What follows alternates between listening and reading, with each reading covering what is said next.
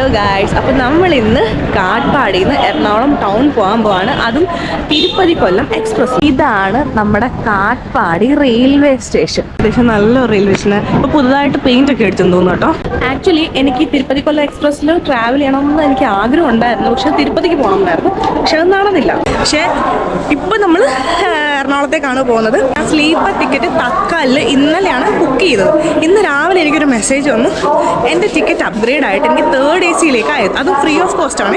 നമ്മൾ ticket book ചെയ്യുമ്പോഴത്തേക്കും auto upgradation add ചെയ്താൽ മതി.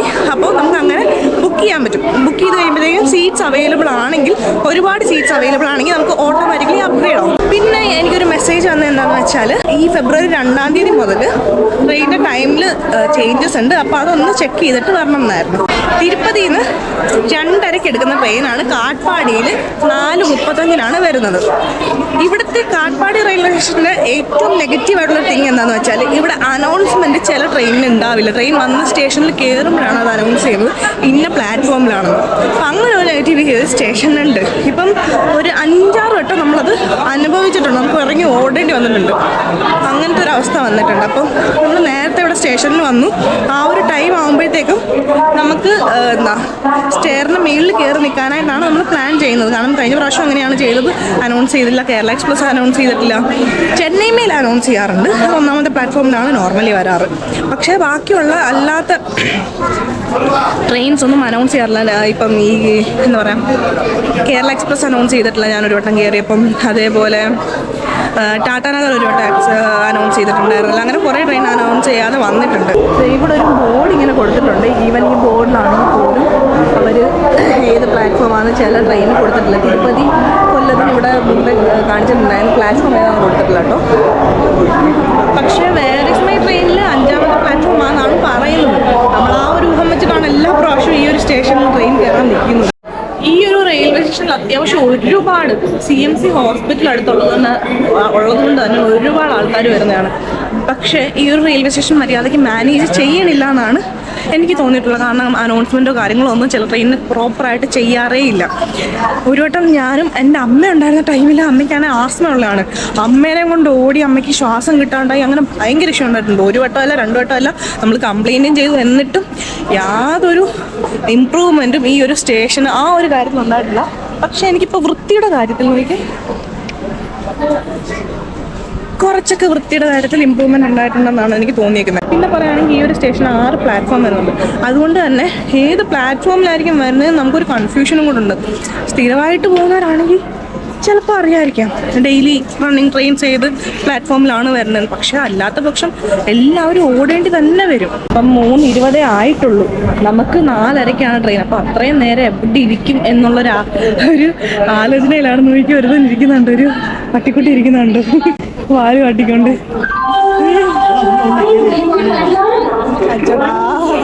ഇനിയിപ്പോൾ NTS ആപ്പ് നോക്കിയപ്പോഴത്തേക്കും 3ാമത്തെ പ്ലാറ്റ്ഫോമാണ് കാണിക്കുന്നത്. പക്ഷേ വേരിസ്മൈ ട്രെയിനിൽ 5ാമത്തെ പ്ലാറ്റ്ഫോം. ഇവിടെ ആണെങ്കിൽ കാണിക്കുന്നില്ല. 3:30 ആയിട്ടുള്ളൂ. നമുക്കൊരു 4 മണിയാകുമ്പോഴത്തേക്ക് എന്തായാലും നോക്കാമെന്ന് ഞാൻ വിചാരിക്കുന്നു. ഇപ്പോൾ സമയം 4:15 കഴിഞ്ഞു. 4:35 ട്രെയിൻ കാട്ട്പാടി ജംഗ്ഷനിൽ എത്തേണ്ടതാണ്. ഇതുവരെ അവിടെ ആ ഒരു സ്ക്രീനിൽ അല്ലെങ്കിൽ അനൗൺസ്മെൻ്റ് ഒന്നും ഉണ്ടായില്ല ഏത് പ്ലാറ്റ്ഫോമിലാണ് ട്രെയിൻ വരുന്നത് എന്ന് ഇതുവരെ ഉണ്ടായിട്ടില്ല കേട്ടോ.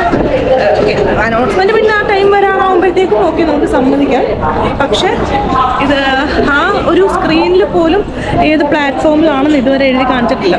പിന്നെ അവിടെ ചോദിച്ചപ്പോഴത്തേക്കും പ്ലാറ്റ്ഫോം നമ്പർ 5 ആണെന്ന് പറഞ്ഞുകൊണ്ട് നമ്മളിപ്പോൾ പ്ലാറ്റ്ഫോം നമ്പർ 5ലേക്ക് വന്നേക്കാണ്. നമുക്ക് B7 ആണ് കോച്ച് കിട്ടിയിരിക്കുന്നത്. എങ്ങോട്ടാണ് B7-ൽ, എവിടെയാണ് B7 വരുന്നത് പോലും നമുക്ക് അറിയാണ്ടാണ് നമ്മളീ പോകുന്നത്. കാരണം ഇതിൽ ഡിസ്പ്ലേസ് ഉണ്ട്, എഴുതി കാണിക്കുമെന്നൊരു പിടിയില്ല. എന്തായാലും നോക്കാം. ഇതിനകത്ത് ഇവിടെ ഒരു ഡെമോ കിടപ്പുണ്ട്. എന്തായാലും നോക്കാം. ഇതാണ് 5ാമത്തെ പ്ലാറ്റ്ഫോം. ഇവിടെ ഡിസ്പ്ലേ പോലും ഇല്ല. എങ്ങനെ നമ്മൾ എവിടെ കയറും യാതൊരു ഐഡിയ ഇല്ല. എന്തായാലും നമുക്ക് നോക്കാം. ഞാൻ നിൽക്കുന്നത് തിരുപ്പതി ഡെമോ ആണ്. വേരിസ്മൈ ട്രെയിനിൽ കോച്ച് പൊസിഷൻ 10-ലാണ് കാണിച്ചേക്കുന്നത്. 10-ൽ പോയി നിൽക്കാമെന്ന് വിചാരിക്കുന്നു. എന്താവും, എങ്ങനെയാവും, എത്ര നേരം ഓടേണ്ടി വരും, എങ്ങോട്ട് ഓടേണ്ടി വരും, ട്രെയിൻ കിട്ടുമെന്ന് യാതൊരു ഐഡിയ ഇല്ല. എന്നാലും നമുക്ക് പോയി നോക്കാം, വേറെ വഴിയില്ലല്ലോ. നമ്മുടെ ട്രെയിൻ ഇതിന് തൊട്ട് മുമ്പുള്ള ഒരു ചെറിയ സ്റ്റേഷൻ ബൊമ്മ സമുദ്രം എന്ന് പറഞ്ഞൊരു സ്റ്റേഷനിൽ വന്ന് കിടപ്പുണ്ട്.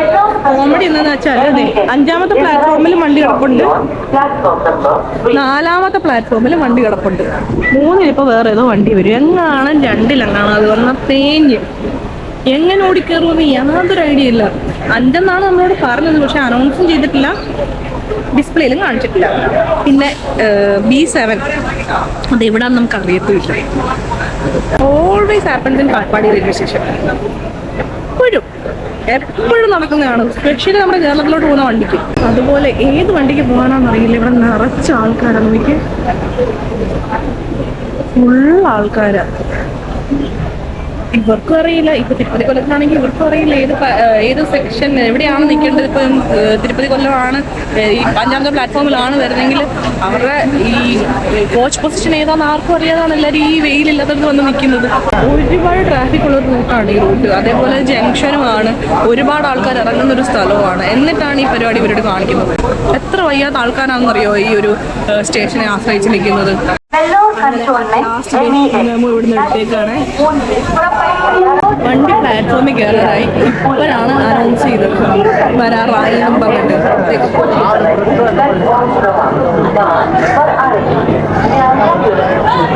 പ്ലാറ്റ്ഫോം 5 വരുന്നുണ്ട്, ഇപ്പോഴാണ് അനൗൺസ് ചെയ്യുന്നത്. കണ്ടോ, 1 കിലോമീറ്റർ ഉള്ളപ്പോൾ ഇത്രയും ആൾക്കാർ ഓടുമ്പോൾ ആലോചിച്ച് ആരെയിലൊക്കെ ഇടയ്ക്ക് എന്തെങ്കിലുമൊക്കെ സംഭവിക്കാമല്ലോ. അങ്ങനെ നമ്മുടെ ട്രെയിൻ ഡേ വരുന്നുണ്ട്. ഒരു പേടിയില്ലാത്ത ആൾക്കാർ കുമ്പത്തോട് നടക്കുന്നുണ്ടോ?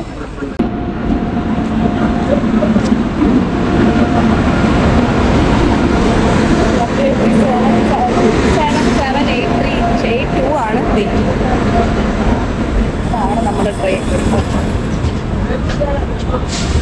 വൃത്തിയല്ല തോന്നുന്നു കേട്ടോ, വൃത്തിയില്ലാത്ത ട്രെയിനാണ്.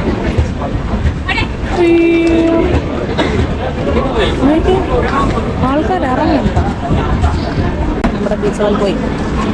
ഭാഗ്യം, മൈ ട്രെയിൻ നമ്മളെ ചതിച്ചില്ല. എന്നാലും കുറച്ചിങ്ങോട്ടാണ് മാറി നിന്നത്. ഏറ്റവും കൂടെ ആയതുകൊണ്ട് അധികം നേരം നിർത്തില്ലെന്ന് തോന്നുന്നു. ഇതാണ് നമ്മുടെ സീറ്റ്. ഞാനൊന്ന് സെറ്റിലായി വന്നപ്പോഴത്തേക്കും വണ്ടി എടുത്ത് ഗൈസ്. ഞാൻ പറഞ്ഞില്ലേ പെട്ടെന്ന് എടുക്കും, അനൗൺസ് ചെയ്യുമോ അതുമില്ല. നമ്മളൊന്ന് സെറ്റിലായി വന്നപ്പോഴത്തേക്കും ഭാഗ്യത്തിന് കയറാൻ പറ്റി, അടുത്ത് നിന്നതുകൊണ്ട്. ഓടി കയറുന്നവർ അവസ്ഥ ഒന്ന് ആലോചിച്ച് നോക്കി. നമുക്ക് ഭാഗ്യത്തിന് നമുക്ക് 3rd AC ഫ്രീ ആയിട്ട് അപ്ഗ്രേഡ് ചെയ്ത് കിട്ടി. ഭാഗ്യമില്ല, ആക്ച്വലി സീറ്റ്സ് അവൈലബിൾ ആയിട്ടുണ്ടെങ്കിൽ അങ്ങനെ അപ്ഗ്രേഡ് ചെയ്ത് കിട്ടും. ഇനിയിപ്പോൾ ഇതിൻ്റെ അടുത്ത സ്റ്റോപ്പ് ജോലാർപേട്ടയാണ്. അത് കഴിഞ്ഞ് സേലം, ഈറോഡ്, തിരുപ്പൂരുണ്ടെന്ന് തോന്നുന്നു, കോയമ്പത്തൂർ. കേരളത്തിൽ വരുവാണെങ്കിൽ പാലക്കാട്, തൃശ്ശൂർ, ആലുവ മാത്രമേ ഉള്ളൂ. നമ്മുടെ കോച്ച് അത്യാവശ്യം തിരക്കില്ലാത്ത കോച്ചുമാണ്. അതേപോലെ വൃത്തിയുള്ള കോച്ചാണ്, നല്ല വൃത്തിയും കാര്യങ്ങളൊക്കെയാണ്. ഞാൻ വാഷ്റൂം പോയി നോക്കിയില്ല. വാഷ്റൂം പോയി നോക്കുമ്പോഴത്തേക്ക് ഞാൻ പറയാൻ നല്ല ടയർഡാണ്, നല്ല തലവേദന എടുക്കുന്നുണ്ട്.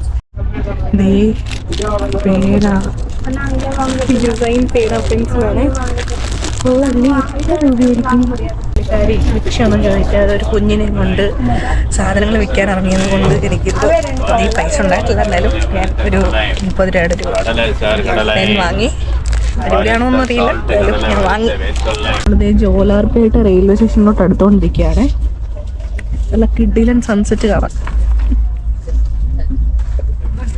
നമ്മൾ ജോലാർപേട്ട റെയിൽവേ സ്റ്റേഷനിലെത്തിയേക്കാണ്. ഇവിടെ ഒരു 3 മിനിറ്റിൻ്റെ ഹോൾട്ട് ഉണ്ട്. സ്ലീപ്പറിനേക്കാൾ കൂടുതൽ വെൻഡേഴ്സ് AC കയറുന്നുണ്ടെന്ന് തോന്നുന്നു. മീൻസ് ആൾക്കാർക്ക് നടക്കാൻ സ്ഥലമില്ല, അതുപോലെ വെൻഡേഴ്സ് വന്നും പോയി നിൽക്കാന്നേ. ഓരോരോ ട്രെയിനിൻ്റെ ആയിരിക്കും. അവർക്കൊന്നും ആക്ച്വലി അതോറിറ്റി ഇല്ല. പുറത്തുള്ളവർക്ക് ഇങ്ങനെ ട്രെയിനിൽ വിൽക്കാനായിട്ടുള്ള അതോറിറ്റി കൊടുത്തവർക്ക് അവരുടെ ഷർട്ടിൽ ഇതുണ്ടാവും എന്നാണ് അന്ന് എന്നോട് പോലീസ് പറഞ്ഞത്. പക്ഷേ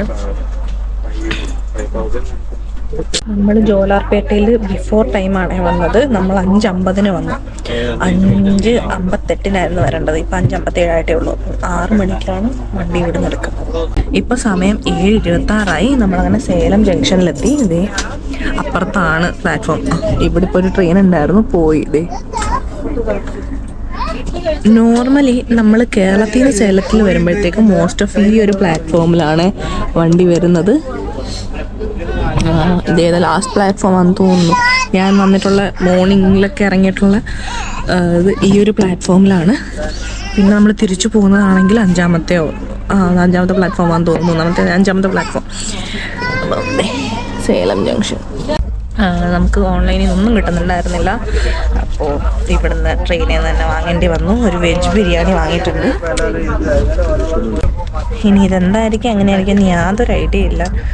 എനിക്ക് മരുന്ന് കഴിക്കേണ്ടത് കൊണ്ട് മാത്രമാണ് ഞാനിത് വാങ്ങിയത്, ഇല്ല ഞാൻ വാങ്ങിയില്ലായിരുന്നു. അങ്ങനെ നമ്മളിത് ഈറോഡ് എത്തിയിട്ടുണ്ട്. ഇവിടെ ചെറിയൊരു സ്റ്റേഷൻ പണി നടക്കുകയാണ്.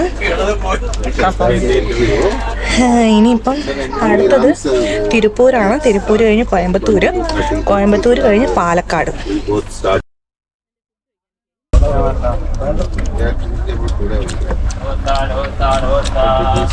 ഞാൻ നേരത്തെ പറഞ്ഞിരുന്നില്ല, ഞാൻ എവിടെ ട്രാവൽ ചെയ്താലും എൻ്റെ കയ്യിൽ ഒരു കപ്പും ഡെറ്റോളും കാണും. ഇത് കപ്പിനകത്ത് ഞാൻ ഡെറ്റോൾ ഒഴിച്ചിട്ടുണ്ട്.